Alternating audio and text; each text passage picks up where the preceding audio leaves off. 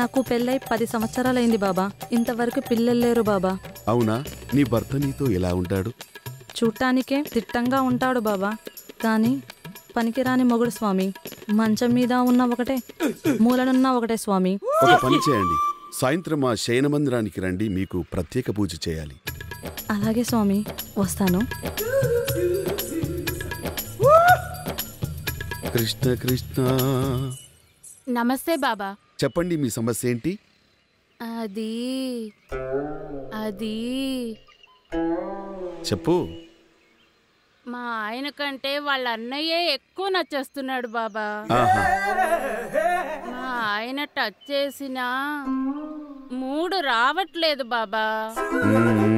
అదే వాళ్ళ అన్నయ్య టచ్ చేస్తే వాళ్ళ అన్నని చూసి చూడగానే ఎక్కడ లేని మూడొచ్చేస్తుంది బాబా. అవునా? వాళ్ళ అన్నయ్య నా వశం కావాలంటే ఏం చేయాలి బాబా? విషం పెట్టాలి బాలిక. కంగారు పడ్డావా? ఆ కార్యక్రమాన్ని చేయడానికి చాలా రిస్క్ తీసుకోవాలి. ఎంత రిస్క్ అయినా చేస్తాను స్వామి. దానికి వేరే పూజ ఉంటుంది.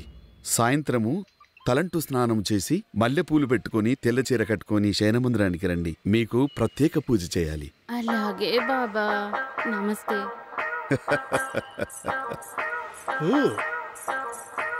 బాబా నమస్తే బాబా. బాబా నాకెన్నో పెళ్లి సంబంధాలు వచ్చాయి బాబా, కానీ అందరూ చూసి వెళ్తున్నారే కానీ ఒక్కరూ నేను నచ్చానని చెప్పట్లేదు బాబా. అది లేదే. ఏది ఏది బాబా? నీ చేతిలో కళ్యాణ గీత లేదే, అందుకే నీకు వివాహం జరగటం లేదు. నీకు ఘాటు పూజ చేయాలి. పూజ ఘాటుగా ఉన్నా నీ వివాహం నీటిగా జరుగుతుంది. మీరు ఈరోజు సాయంత్రము మా శయన మందిరానికి రండి, మీకు ప్రత్యేక పూజ చేయవలసి ఉంటుంది. అలాగే కృష్ణ కృష్ణ.